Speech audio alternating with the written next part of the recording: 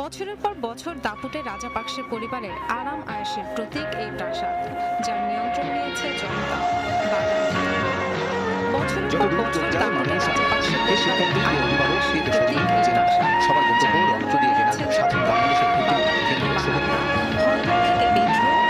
উদ্বেলিত ছাত্র জনতার কণ্ঠে নানা স্লোগান, মুষ্টিবদ্ধ হাতে হাজারো কণ্ঠে দীপ্ত প্রতিবাদ। বৈষম্য বিরোধী ছাত্র পরে মিছিল নিয়ে শহীদ মিনার থেকে শাহবাগে আসেন শিক্ষার্থী। সন্ধ্যার পর শেষ হয় শনিবারের কর্মসূচি।